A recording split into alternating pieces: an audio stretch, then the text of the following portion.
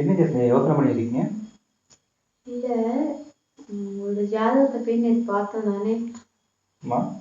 அப்பா அவங்க சொன்னாங்க நீங்க சரியான மாதிரி கஷ்டப்படுவீங்களாப்பா. பார்த்தோம் நீங்க தான் பார்த்தீங்க. ஆமா ஆமா நான் தான் பார்த்தேன்.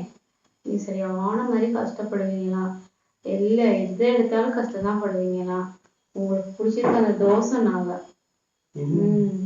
அப்ப ஒரு 40-50 வயசு வரைக்கும் ரொம்ப கஷ்டப்படுவீங்களா? இப்ப 40-50 பிறகு அது பழகிடுமாப்பா. அப்ப 40-50 வயசு வரைக்கும் தான் எனக்கு தோஷங்கள் இருக்கு. அதுக்கு மீறியும் தோஷங்கள் நீங்க சொன்னா அது எனக்கு பழகிடுமா? ஆமாப்பா, இப்ப தொடர்ந்து நீங்க கஷ்டப்பட்டுக்கிட்டே இருந்தா வாழ்க்கையில அப்ப தோஷத்துக்கு பழகிடுன்னு சொல்றீங்க. நீங்க கஷ்டத்திலே இருந்து கஷ்டம் பழகிடும் தானே. இப்போ ஒரு நாளைக்கு சாப்பிடாம இருந்தா 2-3 நாளைக்கு அப்படியே பழகிடும் தானே.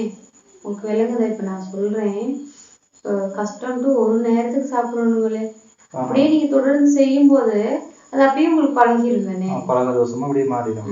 அந்த தோஷங்கள் இருக்க வரைக்கும் நீங்க கஷ்டப்பட்டுக்கிட்டு தானே இருப்பீங்க. பெரிய பெரிய ஆபத்துகள் எல்லாம் பார்க்க இருக்கான். சரி, அது எதனால தோஷம்னு தெரியலண்ணா.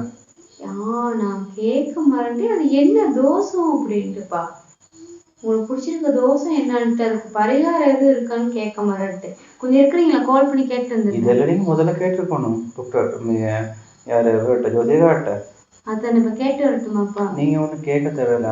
அந்த அது பரிகாரம் என்னன்னு தெரியும், அதை பிடிச்ச தோஷமும் என்னன்னு எனக்கு தெரியும். என்னப்பா? நீங்க தான் அந்த பிடிச்ச தோஷம் எனக்கு.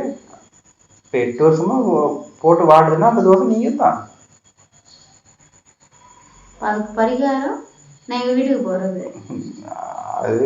அது பரிகாரம் என்னன்னு தெரியாது, நீங்க புரிஞ்சுக்கொண்டா அர்த்தம். சரி, சந்தோஷம்.